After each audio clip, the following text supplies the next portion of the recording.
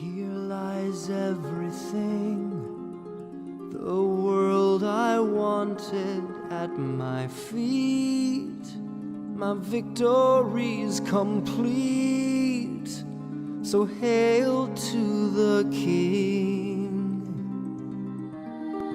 Everything you ever, And I am fine.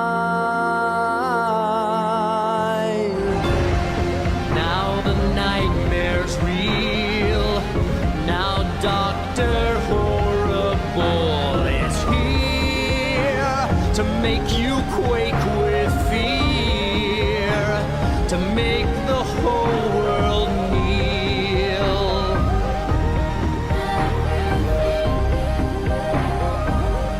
And I won't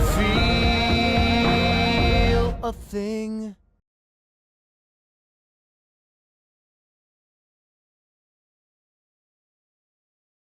So if I had the little needle just bonk like this, frame by frame really, that's gonna look like real stiff and stuff.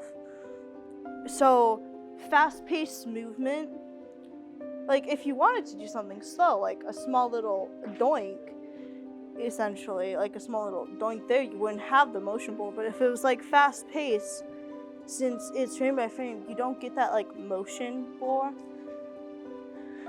There's a way to smooth it. So if you have it like that, that adds that sense of motion. That's why you have action lines in some drawings.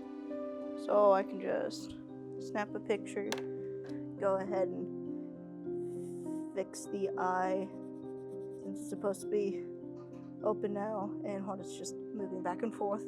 I'll do it with like weak tapes, and then like make it pick up stuff so it's like ever so slightly less sticky, but still sticky. That way it doesn't tear your paper.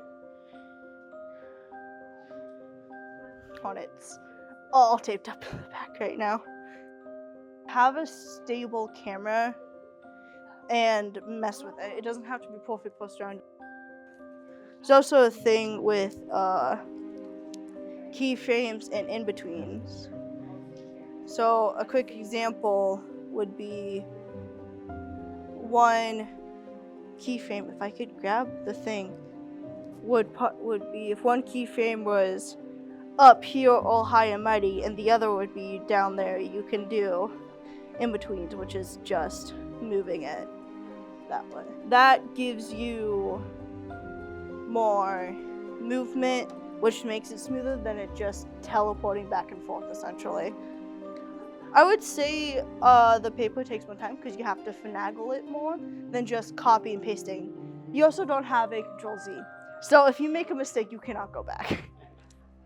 So like if let's say I accidentally cut the head off of this one, I'd have to make a new one because I can't undo that.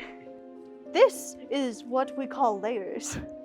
So you have your green screen, you have your middle showing that it's underneath the ground, and then you have your front. It's really useful, especially if you make sure your camera is not touching this part, so that way you can just the entire time. It's a lot to keep track of. I'd say take breaks, sleep on it. I would say, but I kind of didn't follow it, you can do storyboards too to make sure you know what you want to do. I didn't follow mine, and mine's currently cut up.